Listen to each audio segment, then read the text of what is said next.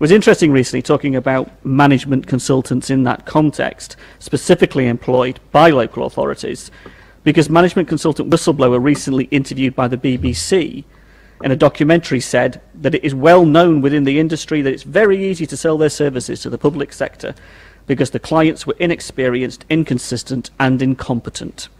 Very apt way of describing the leadership of Hampshire County Council, I think, at the moment.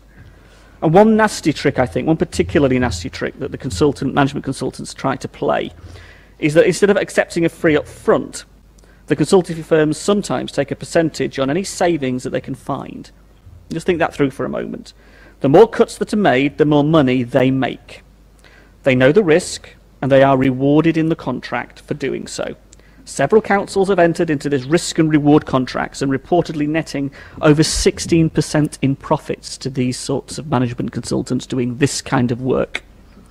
So is it morally right that the management consultants are making a profit from the cuts that we are seeing to the public services that our residents see and face? Is profiteering from austerity really what we are about in Hampshire? And it does affect us, and it is relevant to us as an authority. As our residents pay over more than 3/4 of their council tax to Hampshire County Council, surely we are obligated to consider whether it's being well spent. Who recommended overall which services would be severely cut or axed? Who recommended and calculated the amount of time spent on carers' visits and changes to staffing in care homes? Who recommended which vulnerable people no longer needed support? And who recommended that shutting 43 of the 54 children's centres would be acceptable, despite the opinion of over 10,000 Hampshire residents who signed up to disagree? Did Hampshire need to buy in these decisions because of their lack of expertise, or are they using consultants as a mask to cover up their political choices they're making? Just 1 month of management consultancy fees would have kept open all of Basingstoke children's centres for a whole year. Our motion clearly states that in the interest of fairness, we would like to hear the relevant county cabinet member come and answer some of these questions and explain why creating a consultancy dependency culture is so necessary. Please support our motion.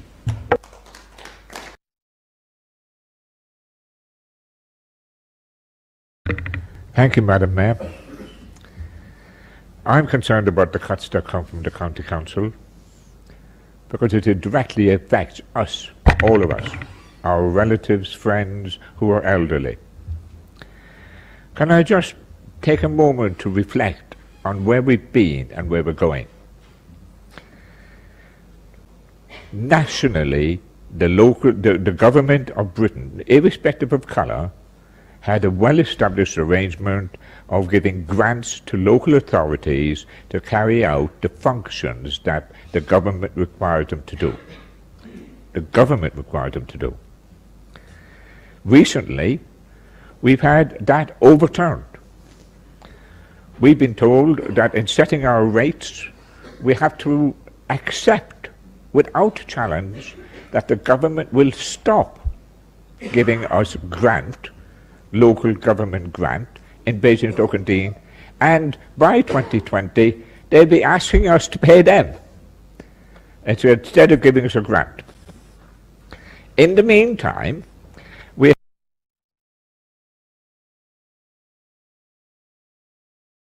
why am I asking you to vote for this, to send this to scrutiny?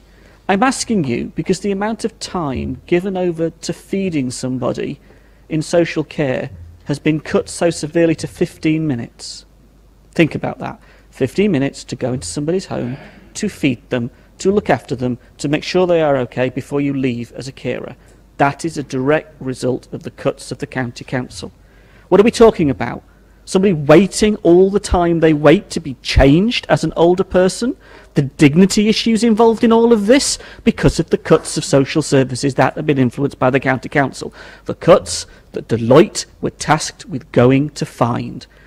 And my colleague is right. £1 million a month would keep our children's centres open.